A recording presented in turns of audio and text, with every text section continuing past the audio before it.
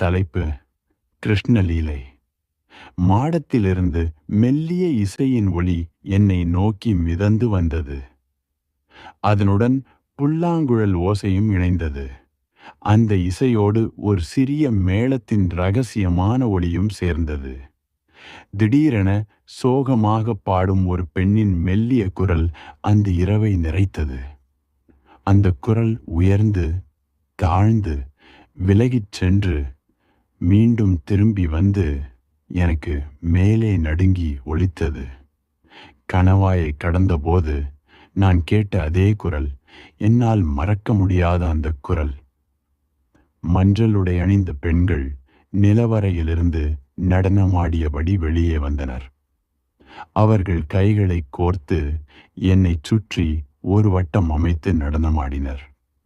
அவர்களின் அமைதியான அழகுடன் கூந்தல் மேலும் கீழும் அசைந்தாட நடனமாடினர்.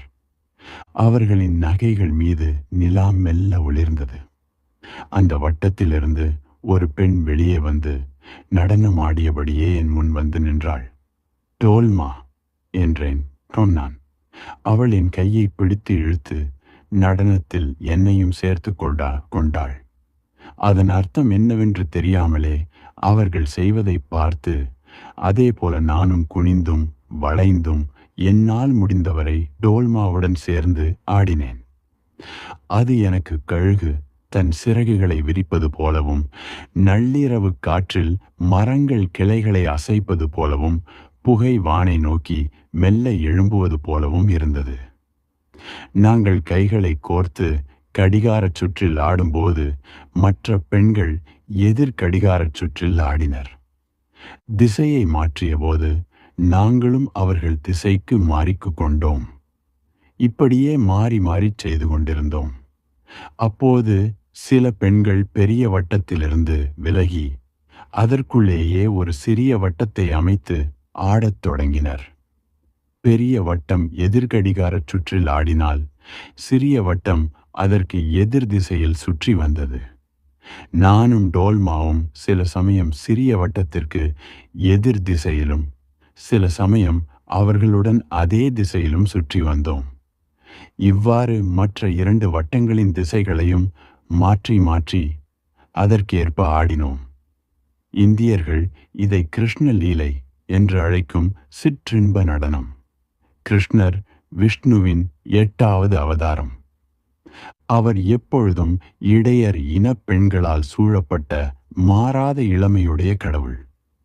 அவருடைய கவனம் தங்கள் மீது விழுந்து விடாதா என்று ஏங்கி அந்த பெண்கள் நடனமாடுவார்கள். தாந்திரீகமான அனைத்தும் 3 நிலைகளில் குறியீடாக உள்ளன. பருப்பொருள், உடல், உளநிலை, ஆன்மா மற்றும் பிரபஞ்சம், உணர்வு. முதல் நிலையில் வெட்கமற்ற காமம்தான் குறியீடு. இடையர் பெண்கள் பசுவிடம் பால் கறப்பது, பசுக்களின் மடியை பிசைவது, அழுத்தி பாலை பீற்றச் செய்வது, பாலை கடைந்து வெண்ணெய் எடுப்பது ஆகியவை இதன் வெளிப்பாடு. 2ஆம் நிலையில் அவர்கள் சுற்றி வந்து நடனமாடுவது நம் மனதுக்குள் பொங்கும் பாலுறவு, ஆற்றலை குறிக்கிறது. 3வது நிலையில் வட்டமாகச் சுற்றும் இந்த நடனம் விண்மீன்களின் மற்றும் விண்மீன் திரள்களின் இயக்கத்தை குறிக்கிறது. பாலுறவு ஆற்றல் ஆன்மீக ஆற்றலாக மாறுவதன் சடங்கு குறியீடுதான் கிருஷ்ணலீலை. இதில் ஆண் பல வேடங்களை ஏற்கிறான். வேடன், பாதுகாவலன், போர்வீரன், தந்தை, கணவன், காதலன், வியாபாரி, கலைஞன். தாந்திரீகம் இந்த கதாபாத்திரங்களை வடிகட்டி ஒரு தூய பலமிக்க உயிரியாக மாற உதவுகிறது. அவன் ஒரு தாந்திரீக யோகியாக ஆகலாம். தாந்திரீகத்தில் தேர்ந்த யோகியை பொறுத்தவரை வாழ்க்கை ஒரு ஆடை அலங்கார போட்டி. அதில் அவன் 100கணக்கான வேடங்களை அணியலாம். வெளியே தனக்கு பிடித்த அல்லது தேவைப்படும் எந்த தோற்றத்திலும் வரலாம். ஆனால் உள்ளே அவன் மாறாத, எப்போதும் ஆழத்தில் இருக்கும் அதே உருவம்தான். இதே போல பெண்ணும் சரியான பயிற்சியுடன் தனது அடிப்படையான பெண்மையை எண்ணற்ற பெண் தோற்றங்களாக மாற்றிக்கொள்ளலாம். தாய், மனைவி, காதலி, கன்னிப்பெண், விலைமகள், இன்னும் பல.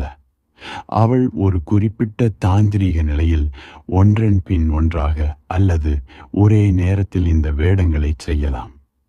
ஆனால் கிருஷ்ணரின் அவதாரமாக இருக்கும் ஓர் ஆணுடனான விளையாட்டில் தனது விருப்பத்துடன் பங்கேற்பதன் மூலமாக மட்டுமே இதை செய்ய முடியும். பெண் ஓர் ஆணுக்கான அனைத்து பெண்களாகவும் மாறலாம். ஆனால் அவளுக்கு ஓர் ஆண் ஒற்றை ஆணாக மட்டுமே இருக்க முடியும்.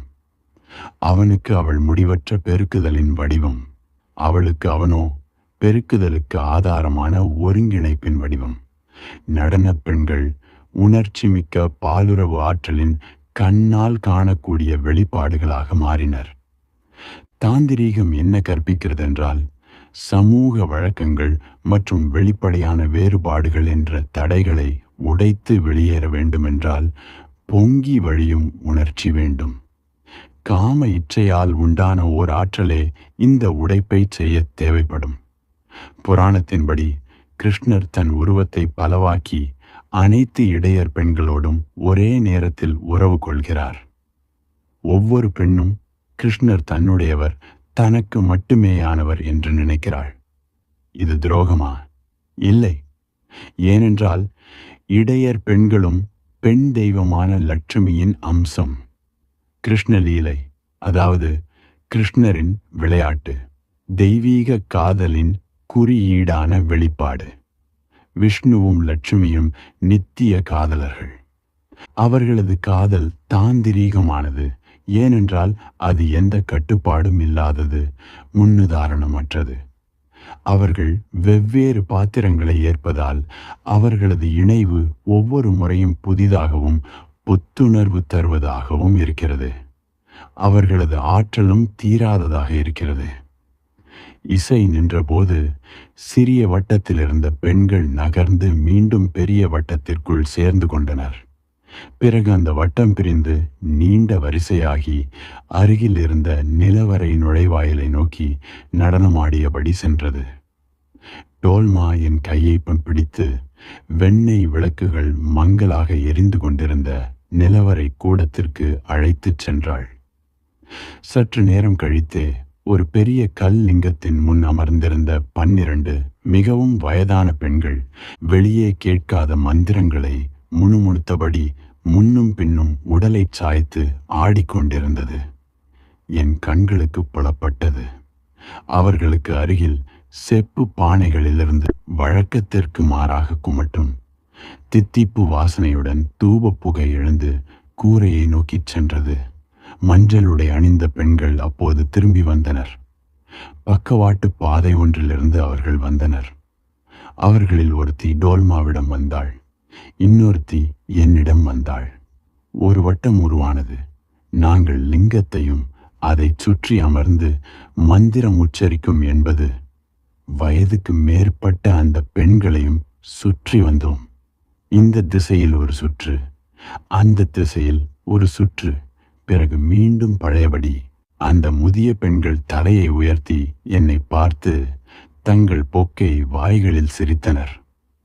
முன்னோக்கி சாய்ந்து தங்கள் கைகளை லிங்கத்தை நோக்கி நீட்டினர். எல்லோரும் ஒரே சமயத்தில் ஒரு நொடி கூட பிசகாமல் முன்னே விழுந்தனர்.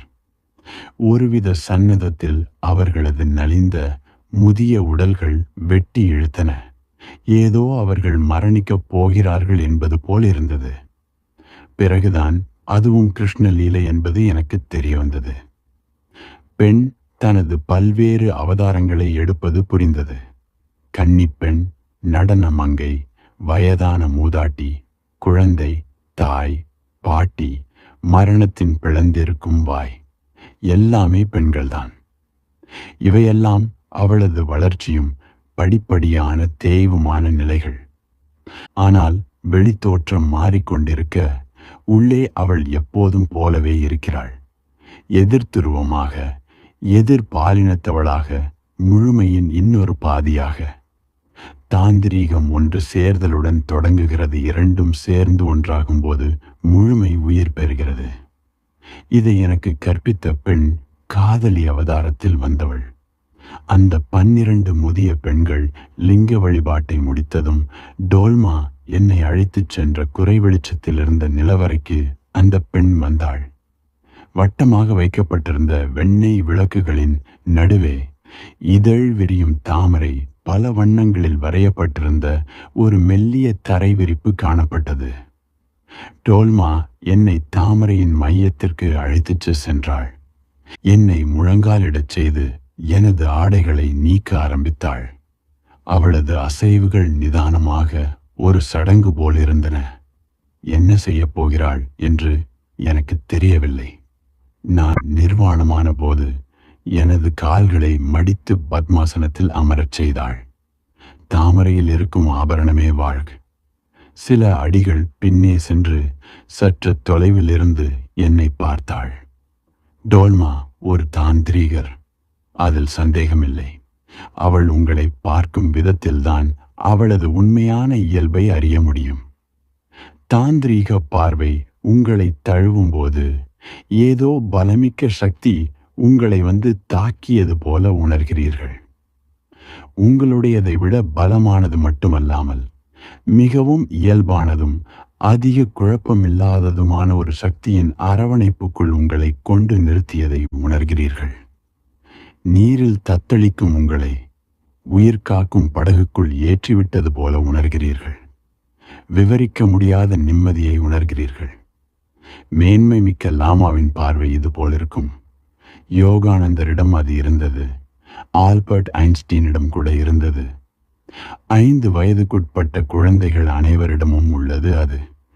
ஏமாற்றத்தின் முதல் பெருமூச்சு வெளிப்படும் வரை காதலர்களிடம் அது இருக்கும்.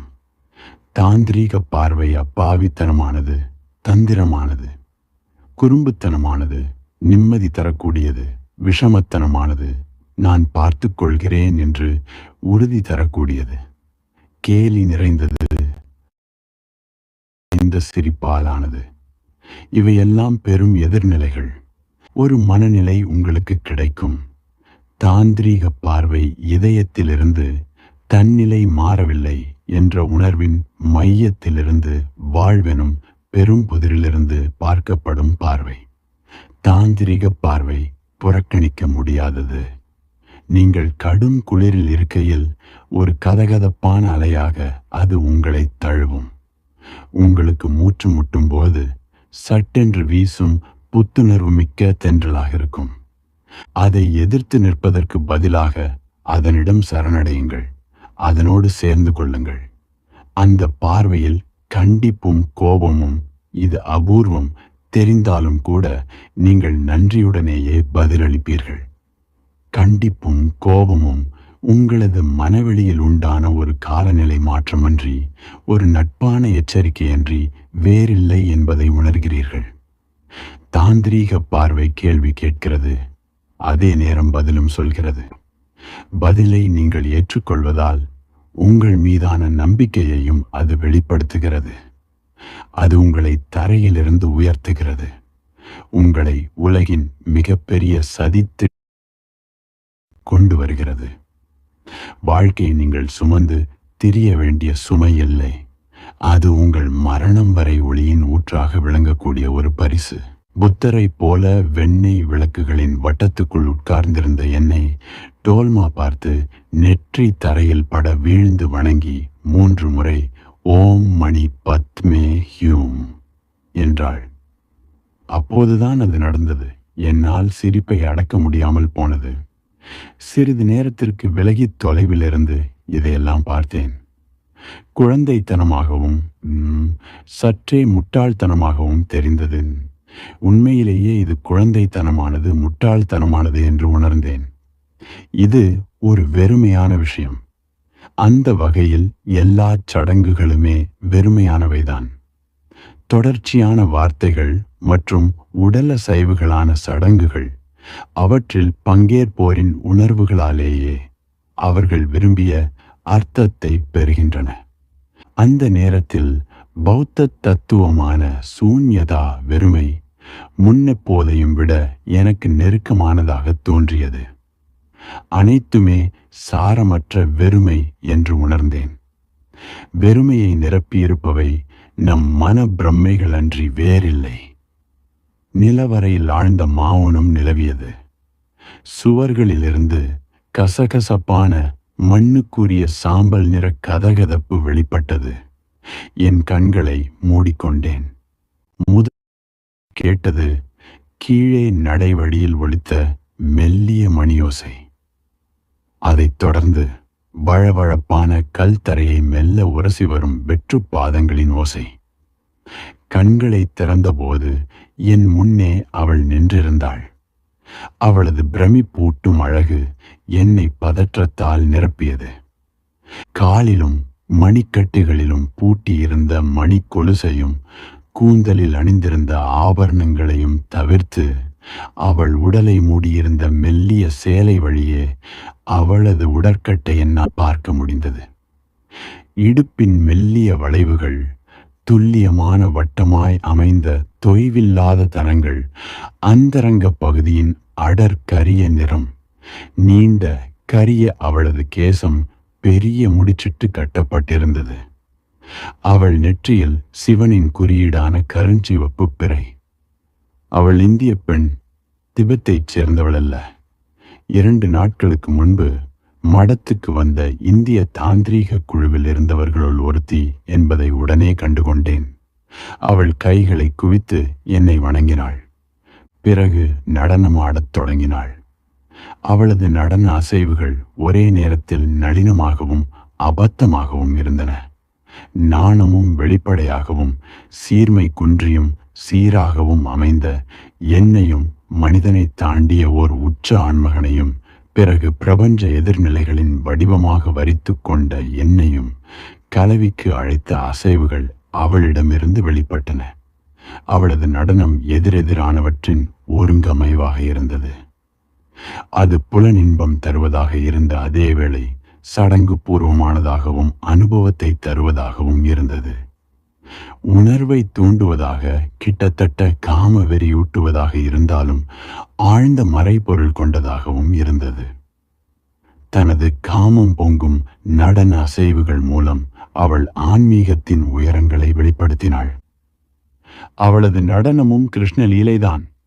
பெயரில்லாத நடனக்காரி, பெயரற்றவள், பல அவதாரங்களில் தன்னை எனக்கு அளித்தாள்.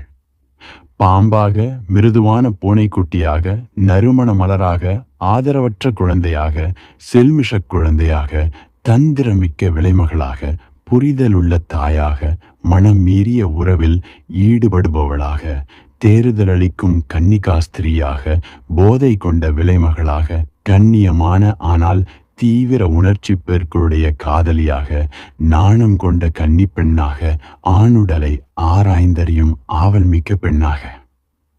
சிறிய கிண்ணத்தில் வாசனை எண்ணெயுடன் டோல்மா வந்தாள். தனது மெல்லிய உடையை வீசி எறிந்த அந்த பெண் தரை விரிப்பின் மீது மண்டியிட்டாள். அவளது முட்டிகள் என்னுடைய முட்டிகளை ஏறக்குறைய தொட்டு கொண்டிருந்தன. அவளுடைய முட்டிகள் அச்சில் வார்த்தது போல இருக்க என்னுடையவை தோள தோளவென்று காணப்பட்டன. சாதிக்காயும் மல்லிகையும் மணந்த வாசனை எண்ணெயில் அந்த பெண் கைகளை தோய்த்து கொண்டாள்.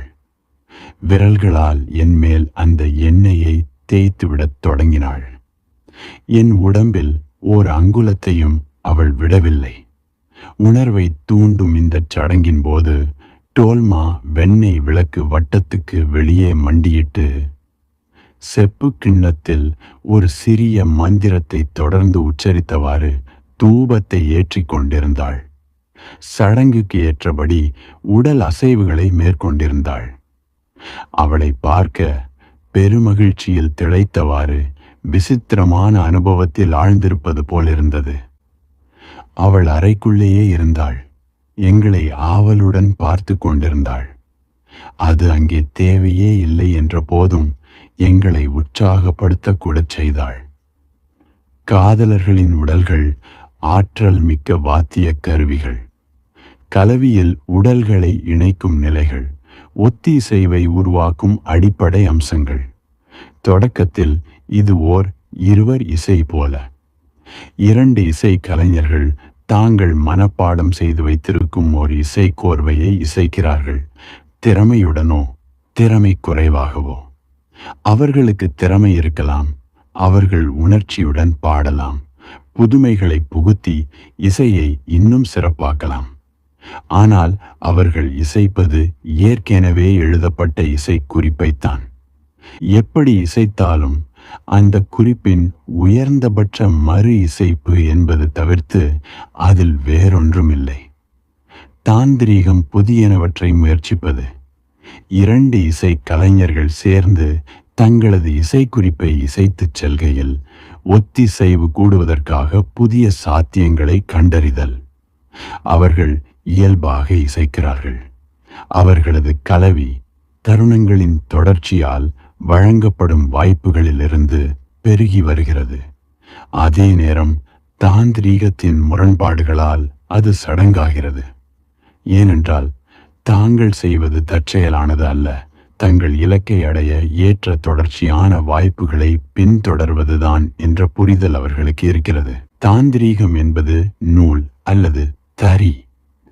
தாந்திரீக கலவி என்பது உடலையும் உணர்வையும் இயல்பானதையும் இயல்புக்கு அப்பாற்பட்டதையும் சாத்தியப்படுவதையும் மிக உகந்ததையும் உடல் இன்பத்தையும் உடலை மீறிய பேரானந்தத்தையும் சேர்த்து நெய்வதாகும்.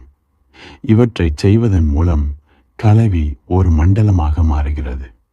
அதாவது காதலர்கள் புலனின்பத்தை தாண்டி அதி புலனின்பத்தை அடைதல், அன்றாடத்தின் சிறையிலிருந்து மீண்டு முழுமையான சுதந்திரத்தை அடைதல் ஆகிய தங்களது தாந்திரீக இலக்குகளை அடைய உதவும் நம்ப முடியாத ஆற்றலின் மூலமாக இது அமைகிறது.